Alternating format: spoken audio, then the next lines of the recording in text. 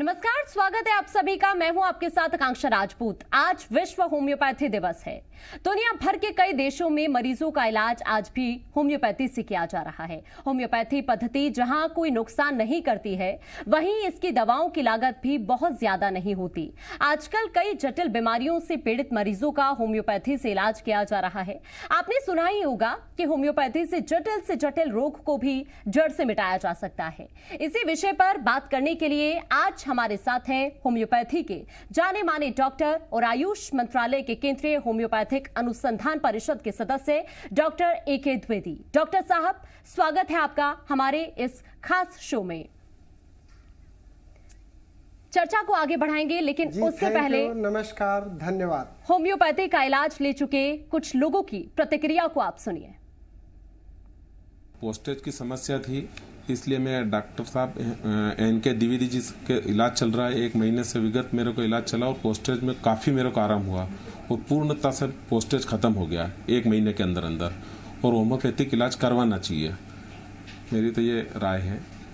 हर दिन मुझे जब एलर्जी होती थी तो 10 से 20-25 तक छींकें आती थी, रुकती नहीं थी। इस कारण मैं बहुत परेशान हो गई थी। पर सर की जब मैंने दवा चालू करी तो उसके महीना भर के अंदर ही मुझे 50% रिलीफ मिल गया था।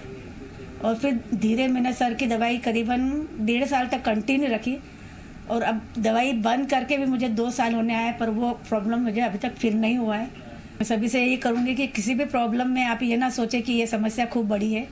आप होम्योपैथी सेंटर जाएँ और अपना निदान करें, आप तुरंत स्वस्थ होंगे। और अब चर्चा की शुरुआत करते हैं। Doctor A K. द्विवेदी देश भर में बोन मैरो की बीमारी के सबसे बेहतरीन डॉक्टर हैं। डॉक्टर साहब, आपसे सबसे पहले हम जानने की कोशिश करेंगे, आपके मन में इस बीमारी पर काम करने का ख्याल कैसे आया? जी मैडम, ऐसा है कि लोग इस बीमारी से काफ़ी पीड़ित थे और लोगों को कहीं इसका समुचित इलाज नहीं मिल पा रहा था। लोगों को ऐसा लगता था कि उनको अप्लास्टिक एनीमिया हो गई या बोन मैरो का डिसऑर्डर्स हो गया तो उसके लिए अस्पताल में भर्ती करके ब्लड लगवा लेना या प्लेटलेट लगवा लेना, यही इसका एकमात्र इलाज है। जबकि वास्तविकता ऐसा नहीं है। केवल ब्लड लगा लेना या प्लेटलेट लगा लेने से उसकी समस्या का समाधान नहीं हो रहा था। वह तो केवल एक क्षणिक समाधान था, थोड़े समय के लिए था। ऐसे कई मरीज मेरे पास आने लगे और मुझे ये बताने लगे कि उनको डॉक्टरों के द्वारा बोन मैरो ट्रांसप्लांट का बताया गया और बोन मैरो ट्रांसप्लांट कराना हर किसी के बस की बात नहीं थी, बहुत महंगा सॉल्यूशन था और हर शहर में बोन मैरो ट्रांसप्लांट हो भी नहीं पाता है। तो इसलिए वो समस्या उनकी बड़ी जटिल हो गई थी। ऐसे काफ़ी सारे पेशेंट परेशान थे। ऐसा ही एक पेशेंट मेरे पास आया जिसको ब्लीडिंग हो रही थी अपर पैलेट से और उसको डॉक्टरों द्वारा यह बताया गया कि उसका जो ये परेशानी है ये ठीक ही नहीं होगी, क्योंकि उसको अप्लास्टिक एनीमिया नामक बीमारी हो गई और इस बीमारी का कोई इलाज ही नहीं होता है। उसका प्लेटलेट काफ़ी कम हो गया था और हीमोग्लोबिन काफ़ी कम हो गया था और ब्लीडिंग कंटिन्यू थी। जब मैंने उसको होम्योपैथिक ट्रीटमेंट दिया तो होम्योपैथी ट्रीटमेंट लेने से उसका 1 दिन में ही ब्लीडिंग ठीक हो गया। तो मुझे लगा ऐसे मरीजों के लिए क्यों ना काम किया जाए। होम्योपैथी में इतनी अच्छी दवाइयां हैं जो किसी भी ट्रीटमेंट से ठीक नहीं हो पाता है, उसको हम होम्योपैथी से ठीक करने का प्रयास कर रहे हैं। तो इसके लिए हमने होम्योपैथी ट्रीटमेंट स्टार्ट किया और उसके बहुत ही सकारात्मक रिजल्ट हमको देखने के लिए मिले। जी डॉक्टर साहब, आपसे हम जानने की कोशिश करेंगे अप्लास्टिक एनीमिया और साधारण एनीमिया में क्या फर्क है और इसके लक्षण क्या कुछ होते हैं? मैडम, अप्लास्टिक एनीमिया और साधारण एनीमिया में बहुत सारा अंतर है। आपने बहुत अच्छा प्रश्न किया। एनीमिया मतलब लोगों को यह लगता है कि हीमोग्लोबिन की कमी हो जाना या खून की कमी हो जाना, जिसको हम साधारण तौर पे एनीमिया बोलते हैं, वो एनीमिया होता है। लेकिन अप्लास्टिक एनीमिया बहुत गंभीर तरह की समस्या है। अप्लास्टिक एनीमिया का मतलब होता है कि शरीर में बोन मैरो का डिसऑर्डर्स हो जाना और बोन मैरो के डिसऑर्डर्स के कारण उसको प्लेटलेट का प्रोडक्शन बंद हो जाना और प्लेटलेट्स जो शरीर में रहते हैं उसका तेजी से डिस्ट्रक्शन हो जाना। तो अप्लास्टिक एनीमिया मतलब प्लास्टिक मतलब प्रोडक्शन होना और अप्लास्टिक मतलब उसका प्रोडक्शन होना बंद हो जाना। तो हमारे शरीर में अगर प्लेटलेट का प्रोडक्शन बंद हो जाएगा तो शरीर कैसे चलेगा? हमारे शरीर को जिंदा रहने के लिए 1.5 लाख प्लेटलेट्स मिनिमम चाहिए ही चाहिए। अगर प्लेटलेट कम हो जाएगा तो ब्लीडिंग होने लगेगा, और ब्लीडिंग होने लगेगा तो व्यक्ति परेशान हो जाएगा। तो केवल आपका अगर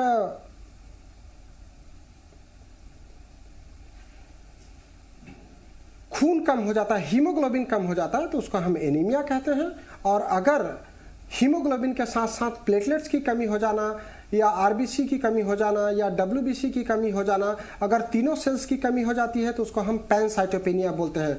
तो एनीमिया, अप्लास्टिक एनीमिया और पैनसाइटोपेनिया, ये इस तरह के परेशानी है। इसके अलावा माइलोडिस्प्लास्टिक सिंड्रोम है, जिसमें बोन मैरो का काम करना बंद हो जाता है। इसके अलावा आईटीपी है, जिसको इडियोपैथिक थ्रोम्बोसाइटोपेनिक परप्यूरा बोलते हैं। तो इस तरीके की काफ़ी सारी परेशानियां हैं जो बोन मैरो के डिसऑर्डर्स के कारण होती हैं। और सिंपल एनीमिया में अगर मैं बात करूं तो केवल खून की कमी हो जाती है, जिसमें हीमोग्लोबिन कम हो जाता है। वो किसी भी व्यक्ति को हो सकता है। जी बिल्कुल। अप्लास्टिक एनीमिया की अगर बात की जाए तो मैं आपसे जानने की कोशिश करूंगी कि लोगों को कैसे पता चलेगा कि उनको अप्लास्टिक एनीमिया बीमारी हो गई है।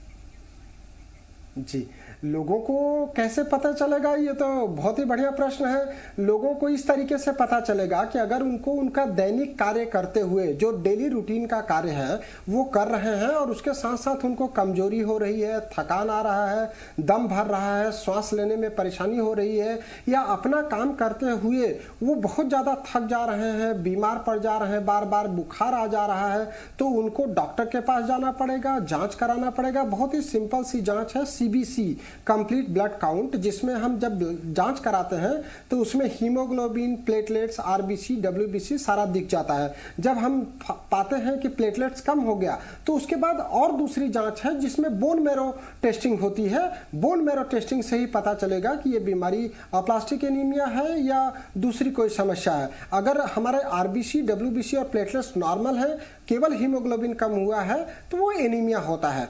तो हम कई बार जैसे मरीज हमारे पास आते हैं, वो बताते हैं कि उनको कोई परेशानी हो गई थी, अस्पताल गए या डॉक्टर के पास गए, उन्होंने CBC कराया, और जब CBC कराया तब पता चला कि प्लेटलेट बहुत कम हो गया, 10,000 हो गया, 20,000 हो गया।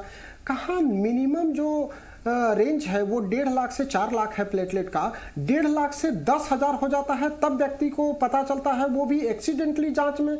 तो मेरा कहना ये है कि अगर आपको अपना कार्य करते हुए अनावश्यक का कोई परेशानी हो रही है जो पहले नहीं होती थी, जैसे थकान आ रही है, सिर दर्द हो रहा है, सीढ़ी चढ़ने में परेशानी हो रही है, या ब्रीथलेसनेस हो रहा है, तो आपको नज़दीकी डॉक्टर से जाकर के ये बात करनी चाहिए। या फिर आप अचानक से बहुत गोरे दिखने लगे, जिसको हम हमारे मेडिकल भाषा में पेलनेस बोलते हैं, पेल हो गए, मतलब चेहरा पीला पड़ते जा रहा है, तो आपको डॉक्टर से जाकर के मिलना चाहिए।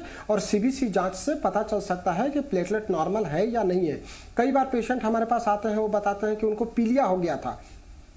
एक्चुअली जब ब्लड बहुत कम हो जाता है तो शरीर पीला दिखने लगता है, तो गांव के लोग उसको पीलिया बोलने लगते हैं। तो ऐसा नहीं हो कि आप देर कर दें और आपकी परेशानी बढ़ जाए। आपको अगर थकान, कमजोरी, दर्द, या फिर शरीर पर नीले नीले स्पॉट्स आ रहे हैं, ब्लू स्पॉट्स, जिसको परप्यूरिक स्पॉट भी बोलते हैं, तो उसके लिए आपको डॉक्टर से मिलना पड़ेगा, जांच कराना पड़ेगा, उससे ही पता चल पाएगा। बिल्कुल। तो ये तो बात हो गई लक्षणों की अप्लास्टिक एनीमिया के, लेकिन अगर कारण की बात की जाए तो अप्लास्टिक एनीमिया होने के कारण क्या कुछ हो सकते हैं? वैसे तो अप्लास्टिक एनीमिया का एग्जैक्ट कारण अभी भी नोन नहीं है, लेकिन अगर मैं बात करूं कि हेरिडिटी के कारण भी हो सकता है, पर जिस तरीके के केसेस आ रहे हैं मेरे पास, उस पर हेरिडिटी के केसेस बहुत कम आ रहे हैं। जैसे बच्चों की उम्र जैसे 1.5 साल, 3 साल, 5 साल है, तो उसमें तो मैं मान सकता हूं कि हेरिडिटी के कारण हो सकता है। लेकिन जिनकी उम्र ज़्यादा है, जैसे 15 साल, 20 साल, 28 साल, 30 साल, 35 साल, 40 साल, 50 साल, 70 साल, ऐसे मरीज आ रहे हैं, तो उसमें हेरिडिटी की संभावना बहुत कम हो जाती है।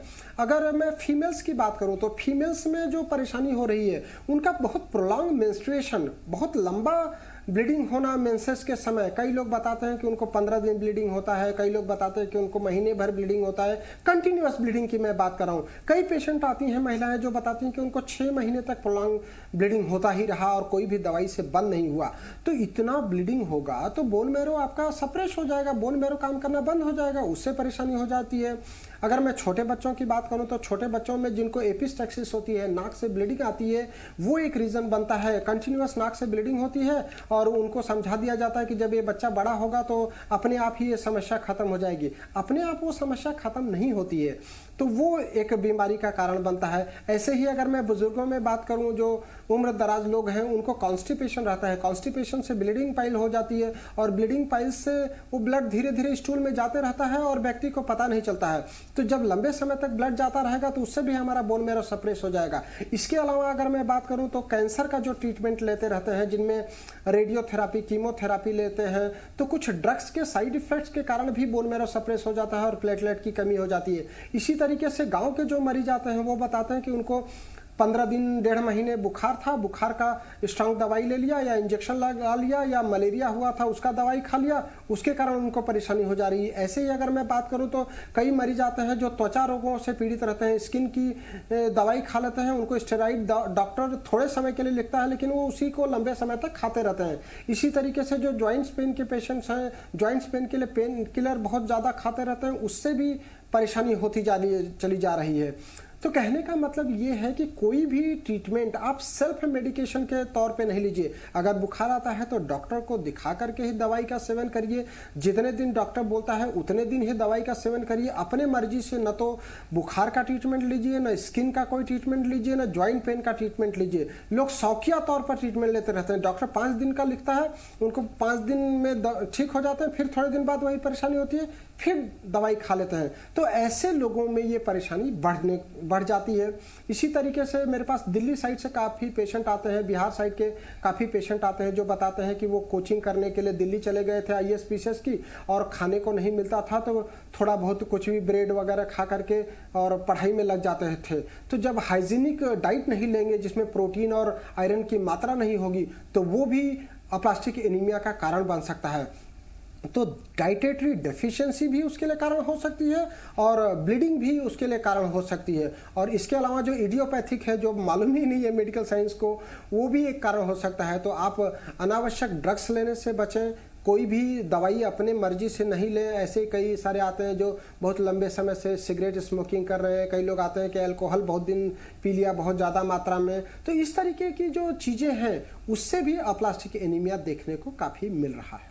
बिल्कुल डॉक्टर, अप्लास्टिक एनीमिया अगर लोगों को है तो किन चीज़ों का ख्याल रखना चाहिए? अगर मैं खाने की ही बात करूं तो क्या वो चीज़ें जो खानी चाहिए या फिर क्या नहीं खाना चाहिए? क्या नहीं खाना में ऐसा कुछ स्पेसिफिक नहीं है। ऐसी चीज़ें ना खाएं जिससे आपको बार बार सर्दी जुकाम हो जाए या गला खराब हो जाए, क्योंकि अगर सोर थ्रोट होगा या बुखार हो जाएगा तो उससे भी प्लेटलेट्स हमारे कम हो जाते हैं। खाने का बहुत सारा है, उनको खाने का विशेष ध्यान रखना चाहिए। ऐसे पदार्थों का सेवन करना चाहिए जिसमें प्रोटीन की मात्रा ज़्यादा हो। ऐसे पदार्थों का सेवन करना चाहिए जिसमें आयरन की मात्रा ज़्यादा हो। जैसे अगर मैं वेजिटेरियंस की बात करूं तो उनको बादाम खाना चाहिए, पनीर खाना चाहिए, पालक खाना चाहिए, पिंड खजूर खाना चाहिए, गुड़ खाना चाहिए, किशमिश, मुनक्का, अंजीर। ऐसे ही हमारे अगर नॉन वेजिटेरियन की बात करूं तो उनको मछली खाना चाहिए, फिश लेना चाहिए, एग्स लेना चाहिए। तो कहने का मतलब ये है कि जो हमारा डाइट है उसमें आयरन और प्रोटीन की मात्रा बहुत ज़रूरी है। इसी के साथ साथ कैल्शियम, कोबाल्ट से रिलेटेड चीज़ें खाना चाहिए। विटामिन सी में आप आंवला ले सकते हैं, आंवला कैंडी या आंवले का मुरब्बा खा सकते हैं। जैसे अभी गर्मी का सीज़न है तो गर्मी के सीज़न में सत्तू आता है, सत्तू में चना रहता है तो सत्तू का सेवन कर सकते हैं। सत्तू गुड़ के साथ खा सकते हैं, सत्तू का शरबत पी सकते हैं। इसी तरीके से अभी गर्मी में बेल आता है तो बेल का शरबत पी सकते हैं। इसी तरीके से वाटरमेलन गर्मियों में मिलता है तो वाटरमेलन खूब खा सकते हैं। ऐसे फ्रूट्स जो लाल कलर से दिखते हैं, लाल कलर से दिखेंगे तो उससे हमारा हीमोग्लोबिन बढ़ेगा। ऐसी सभी फ्रूट्स और ऐसी डाइट का प्रयोग किया जा सकता है। बिल्कुल डॉक्टर, अगर बात की जाए तो आप होम्योपैथी पद्धति के जरिए कब से अप्लास्टिक एनीमिया का इलाज कर रहे हैं और अभी तक कितने लोग ठीक हो चुके हैं? मैडम, मैं जो काम कर रहा हूँ इसमें लगभग 22 साल हो गया है, 22 साल के लगभग हो गया है और मोर देन 100 पेशेंट्स तो ठीक हो ही गए होंगे। और हज़ारों मरीजों का ट्रीटमेंट अभी भी चल रहा है। एक्चुअली पेशेंट को ठीक होने में एक निश्चित समय लगता है। ऐसी कोई बीमारी नहीं है कि 2 दिन 4 दिन या महीने भर में एप्लास्टिक एनीमिया ठीक हो जाएगा। एक पेशेंट को ठीक होने में साल, 1.5 साल, 2 साल लग जाता है। धीरे धीरे उसमें ब्लड बनने लगता है, धीरे धीरे उसके शरीर में प्लेटलेट बनने लगता है। शुरू में हमको होम्योपैथिक दवाई के साथ उसको ब्लड चढ़ाने और प्लेटलेट चढ़ाने की सलाह देनी पड़ती है। कई बार मरीजों को एडमिट होना पड़ता है। हमारे पास एक्चुअली जो मरीज पहुंचता है तो काफ़ी सीरियस स्टेज में हो जाता है तब पहुंचता है। कई मरीज तो ऐसे आते हैं जो पूरे देश के एम्स में, पीजीआई में, सीएमसी वेल्योर में एडमिट होते हैं और वहाँ से जवाब दे दिया जाता है, या फिर उनका प्लेटलेट 2000, 5000 हो जाता है, मुंह से ब्लीडिंग होने लगती है, नाक से ब्लीडिंग होने लगती है।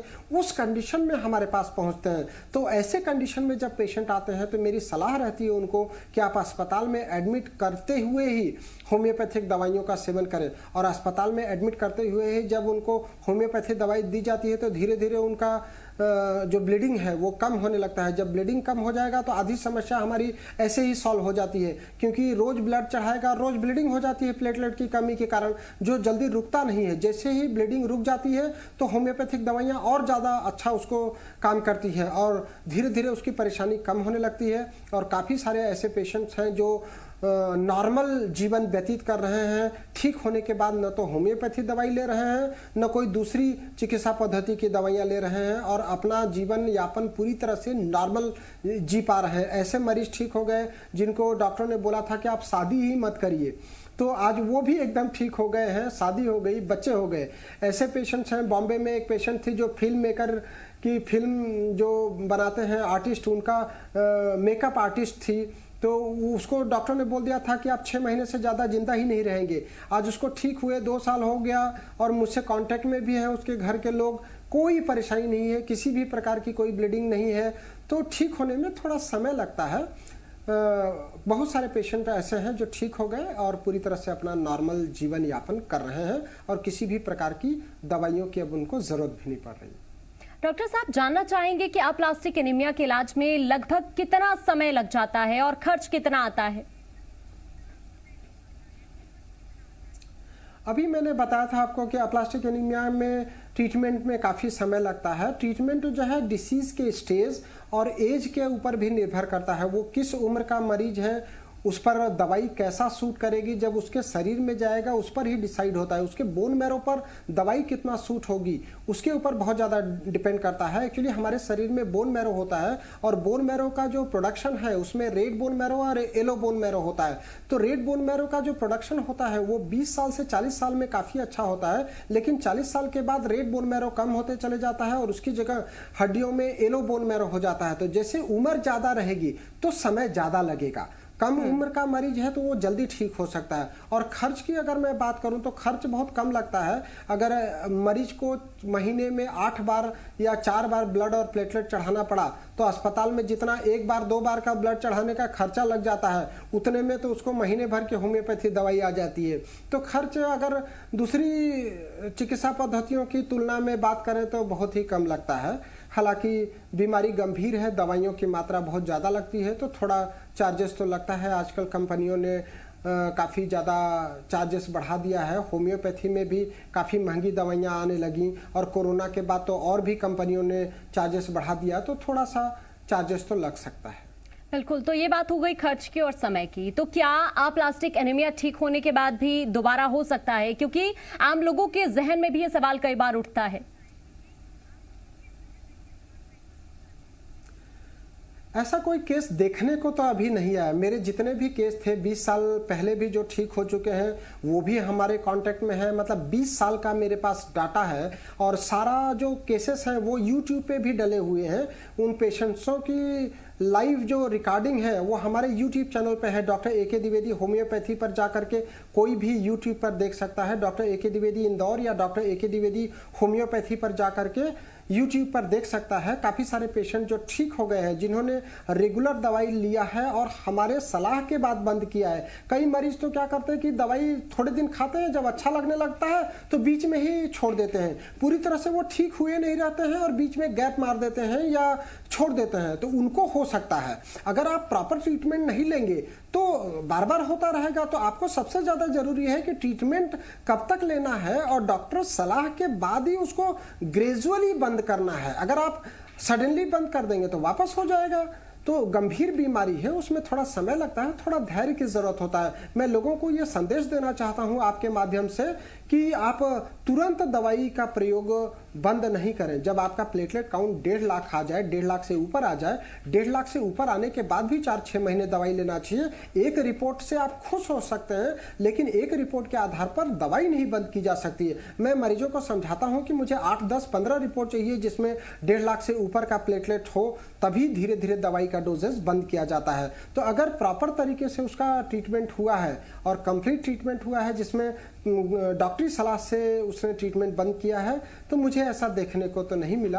पर फिर भी हो सकता है, शरीर है, बोन मैरो डिप्रेशन में जा सकता है, वापस उसको परेशानी हो सकती है। बिल्कुल।